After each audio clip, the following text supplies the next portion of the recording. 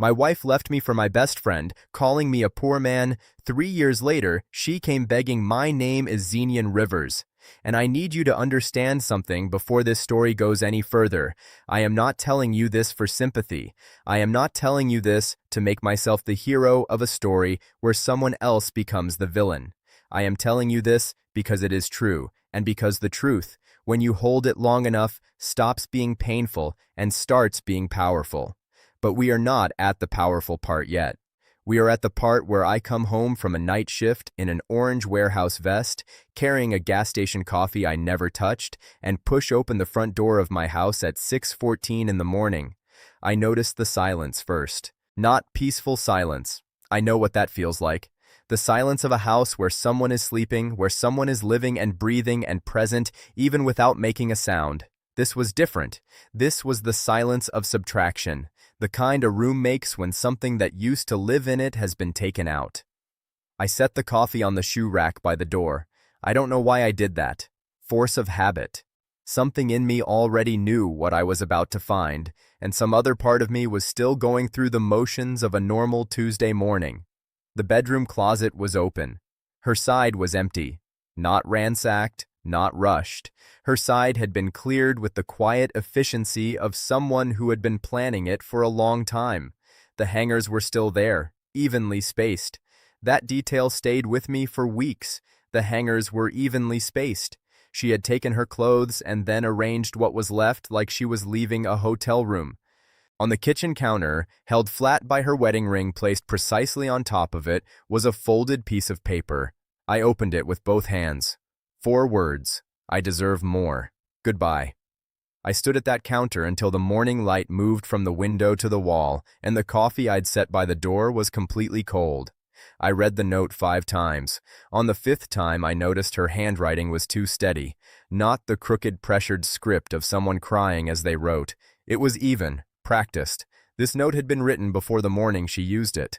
What Maria didn't know, what she could not have known because she never went into the garage and I had never shown her, was that 30 feet from where she packed her suitcases, on a second-hand laptop on a folding table, an algorithm I had been building for 18 months was still running.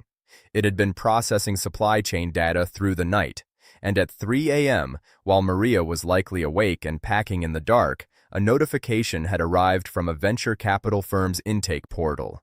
We reviewed your executive summary. We'd like to schedule a call. She walked past the garage door once, looking for a suitcase she'd stored near the back wall. She found it, wheeled it out, and called a rideshare. She didn't look at the laptop. I found the notification at 7 a.m. after I had already read the 4 words 6 times and placed her wedding ring on the windowsill above the kitchen sink where the light could hit it. I sat down in front of the laptop.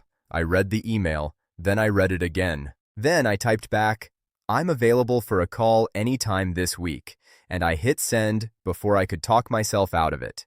Because whatever had just walked out my front door in a rideshare at dawn, whatever chapter of my life had just closed itself without asking my permission, that notification was still real. The work was still real. And I had learned something important from my father before he died. The world does not pause its offerings because your heart is broken. You either reach for them or you don't. I reached. Please, before I continue, kindly like, share, and subscribe for more interesting stories. I did not sleep that day. I want to be precise about that, not because insomnia is interesting, but because the quality of that wakefulness matters to the story.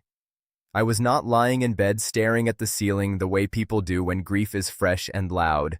I was sitting upright in the living room in my warehouse vest, still laced into my work boots, with the lights off and the curtains half open, and the morning coming in slowly across the floor. I was not thinking. I was not crying. I was doing something that doesn't have a clean name. I was just being inside of the reality of what had happened, the way you stand inside a cold room and wait for your body to understand the temperature. The house felt geometrically wrong. 4 years of marriage rearranges a space.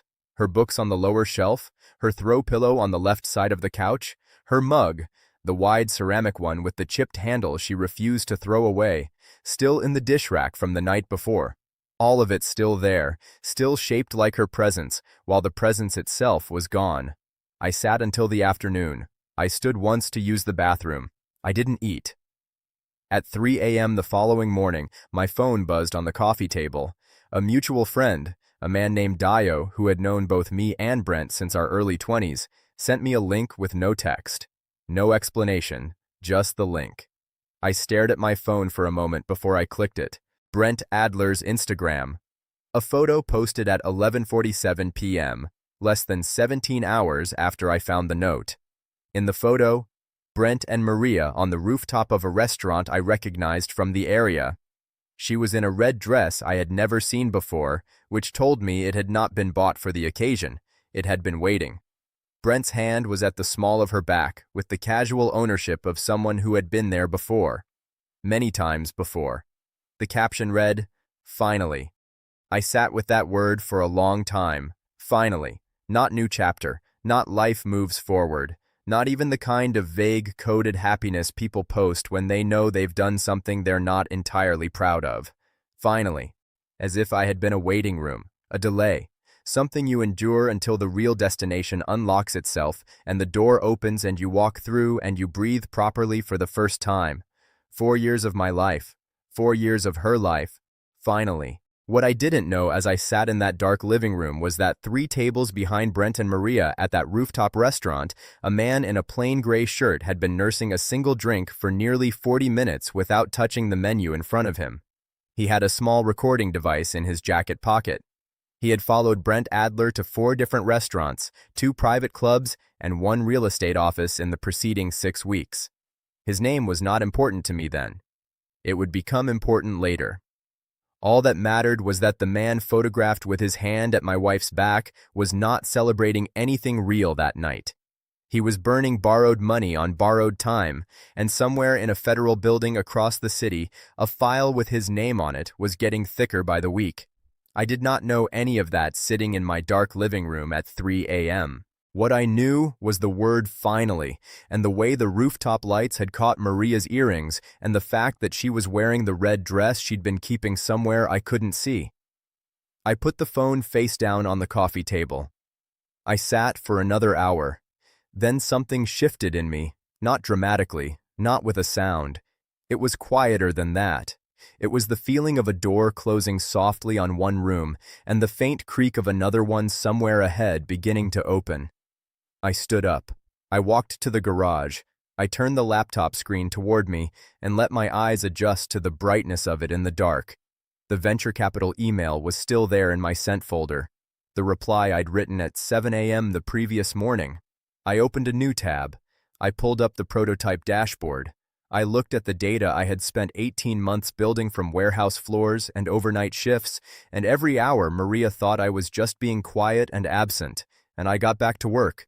On day 3, I made myself move. I stripped the bedroom the way you complete a task, not in anger, just methodically.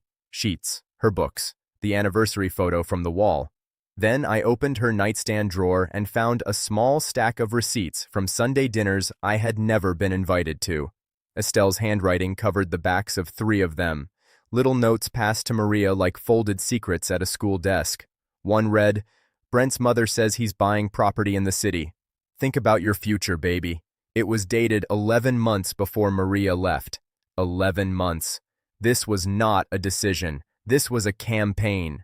Her mother had walked her, inch by inch, to my front door and pointed her toward the exit, and Maria had let herself be walked. I sat on the bare mattress holding those receipts, and then I opened my phone's drafts folder, a habit from my coding work, saving things I wasn't ready to send. And there it was. A message I had written to Maria at 2:47 a.m. the night before she left. 1,700 words about the platform, the funding interest, the future I was building for us in silence. Unsent. I read every word. Then I drove to the river and sat in my car for an hour watching the water move. I drove back home. I opened the laptop. I got back to work. 3 weeks after Maria left, I walked into the warehouse at the start of a night shift, bypassed the clock-in terminal, and walked directly to my supervisor's office. Daryl had been inside that building for 19 years. He was a broad, careful man who respected consistency above almost everything. He looked at the resignation envelope I slid across his desk and laughed, a genuine, full laugh. The way someone laughs when they think they already know the punchline. Where exactly are you going, Zenion? I'm building something. On what money? I have a meeting in San Francisco in 12 days. The laughter stopped. He studied me the way he studied faulty equipment, looking for the specific point of failure. Is this about the wife leaving? Because grief makes people. It's about a $2 million offer I haven't said yes to yet. A long silence filled the office. He slid the envelope back toward me slowly. If it falls apart, come back. I'll put you on days. I picked up the envelope. I dropped it in the trash can beside his door on my way out. I didn't look back at the building. It had already given me everything I needed from it. I did not buy a suit for San Francisco. I decided somewhere around 4 a.m. the week before that if 18 months of real-world data couldn't speak for itself, a jacket wouldn't save me. I wore clean boots and the same canvas warehouse jacket I'd worn through every night shift. I sat on a white couch in a glass tower lobby, and a receptionist brought me water in an actual glass, not a bottle, and I thanked her quietly. 3 partners walked in at 10:04 a.m. The youngest one, Fiona Laurel, glanced at my jacket. I watched 3 things move across her face in sequence: surprise, recalibration, then something close to respect. She'd seen many people dress for money. She hadn't seen someone walk in like the clothes were completely beside the point. I opened my laptop. I showed them 18 months of prototype data, real logistics failures my algorithm had predicted before they happened, a rail delay in Ohio, a port backup in Long Beach, a pharmaceutical cold chain failure in Texas, flagged an average of 9 days in advance. Each one. The room went quiet in the way that isn't empty. It's the quiet of people doing serious math. Fiona leaned forward. Who built this? I did. In a garage, on nights I came home from a warehouse shift. They offered $2.1 million before I reached the airport. I signed the term sheet at 11 p.m. at my kitchen counter, the same counter where Maria's note had been. 14 months after leaving, Maria posted a reel. Brent's villa in Portugal. White walls, blue water, a gold drink catching the light. She wore sunglasses and aimed her happiness slightly past the camera, the cultivated kind that performs rather than feels. Her mother commented, "This is the life you deserve." That same Friday, a business journal published a piece titled "The Warehouse Worker Whose AI Platform Just Closed a $14 million Series A." One quote from me, "Sometimes the edge isn't education, it's position." By Sunday, 40,000 people had shared it. Maria did not see the article that weekend. She found out 3 weeks later from a woman at a dinner party who mentioned it the way people mention things they assume everyone already knows. Maria excused herself. She went to the bathroom and pulled up the article on her phone. She read it twice. She put her phone in her purse and walked back to the table and finished her dinner without saying a single word. That night, alone in Brent's penthouse, while he took a call in the other room, she lay on her back staring at the ceiling. She did not search my name again. Not yet. Federal agents arrested Brent Adler on a Thursday morning in the lobby of his own building. 2 agents, plainclothes, quiet. The white-collar kind of arrest that doesn't involve shouting. Just a hand at the elbow and a walk to a car. Someone filmed it on their phone. By noon, it was on financial news. By 3 p.m., it was on 3 network channels simultaneously. The Chiron read, "Investment advisor charged with wire fraud, 340 victims, estimated 22 million in losses." Every account was frozen within 48 hours. The penthouse, leased under a shell company, was placed under a court order. Maria was given 72 hours to vacate. She checked into a budget hotel on a credit card with $300 left. The room faced a parking structure. She sat on the bathroom floor because the signal was better there. She was 3 months pregnant. She called her mother. "I saw," Estelle said. "Mom, I need—" "You made your bed, Maria." The line went dead. Maria sat on the cold tile for a long time. Then she typed my name into a search engine for the first time in over a year. The first result, Rivers Technology acquired for $340 million. The article was 4 days old. I was driving back from a product presentation when Ellison Pratt called. My father's estate trustee, a quiet man I had spoken to twice in my life. "I've been watching your company's growth," he said. I want to read you something from your father's will. I pulled off the road. He read the clause. My father had written it years before his heart attack took him when I was 22. The estate, 4 commercial properties, a land holding, would transfer only when I had built something of my own that stands without the estate's support. The acquisition fulfills that condition, Ellison said. Current assessed value is $11.3 million, and your father left a personal note to be read at this moment. He cleared his throat. Zenion, if you're hearing this, you did it on your own. I always knew you would. I just needed you to know it too. Build something on this land that lasts longer than both of us. I sat on the side of that highway for 22 minutes. Then I thought about the unsent message, the 2:47 a.m. draft. If Maria had read it, if she had believed a promise instead of needing proof, would she have stayed? I realized sitting there that I was glad she hadn't. The whole thing was entirely mine. The message came on a Tuesday evening from a number I didn't recognize. Zenion, it's Maria. I know you don't owe me anything. I just need to talk. I read it standing in the kitchen of the house I'd bought after the acquisition, a quiet place on a street with a maple tree out front that my father would have liked. Nothing excessive, just mine. I typed back 3 words. I'm listening. Talk. Her reply came in an unbroken stream that took 20 minutes to finish arriving. The hotel, Brent's arrest, her mother hanging up, the pregnancy. She said she wasn't asking for money. She said she understood completely if I hated her. Then she wrote one line I read 4 times. You were never poor, Zenion. I was. I sat with that for a long time. I didn't reply that night. I made dinner, ate slowly, washed the dishes by hand the way I always had, and then sat at the kitchen table with a glass of water until the house went fully quiet. The next morning, I called my attorney, not to pursue anything against her, to prepare an envelope. Maria arrived at the lobby of Rivers Technology on a Wednesday morning, wearing the best thing she still owned, a pressed gray blazer. She had done her hair carefully. She had rehearsed what she would say on the drive over, revising it at every red light. She approached the front desk. I'm here to see Zenion Rivers. My name is Maria Rivers. Ooh. The receptionist's expression didn't shift. Do you have an appointment? No, but Mr. Rivers doesn't take walk-ins. She reached for the phone. A brief hold, a single nod. Then she set it down and said 5 words. He said he'll come down. Maria exhaled slowly. She straightened her blazer. She turned toward the elevator bank and waited. The doors opened. I walked out in a plain white shirt, no tie, hands easy at my sides. I had nothing to perform. I stopped 5 feet from her and looked at her the way you look at something you once knew by heart. Hi, Maria. Zenion. Her voice cracked on the second syllable. She held herself together. Thank you for coming down. I had 5 minutes, I said. It landed exactly the way I didn't intend it to, and exactly the way it needed to. She had planned a composed speech, dignified, asking for nothing beyond acknowledgement. But standing 5 feet from me in that marble lobby, something in her crumbled. She went down on both knees. Zenion, please. I am so sorry. I was wrong and I was selfish, and I know that doesn't... A courier near the door went still.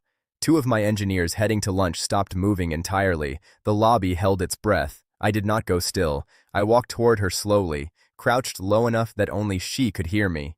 Maria, get up. You don't have to do this. I'm not doing it for them. I mean it. I know. I paused. Get up. She stood. I reached into my jacket and produced an envelope. I held it toward her and she took it carefully, like it might be fragile. Open it when you get home. Zenion, I don't hate you, I said. I haven't spent one day hating you, but that's not the same as wanting you back. I looked at her steadily. The night before you left, I had a message on my phone. Everything. The platform, the funding, the future. I deleted it because I wanted to give you the proof, not the promise. You left before the proof arrived. That's not my tragedy, Maria. That's just the timing. I held her gaze 1 moment longer. Then I said the only thing left to say. Take care of that baby. I turned. I walked to the elevator. I pressed the button. The doors opened. I stepped inside.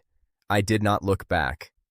Maria walked out into the gray morning and sat on the concrete planter box beside the entrance. She opened the envelope with both hands. Inside, a cashier's check. Enough for 6 months of stable housing, prenatal care, and a cushion beneath all of it, and a handwritten card in my block lettering.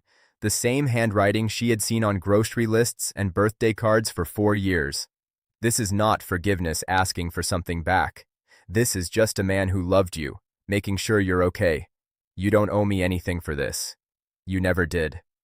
Z beneath that, one final line. The garage laptop is still in storage if you ever want to know what I was building while you were packing. She sat on that planter box for 10 minutes without moving. The city kept going around her. She pressed the envelope against her chest and waited until she reached her car before she let herself cry. 3 weeks later, a package arrived at my office. No return address. Inside, a photograph. Maria in a hospital room, holding a newborn. On the back, her handwriting. His name is Zenion.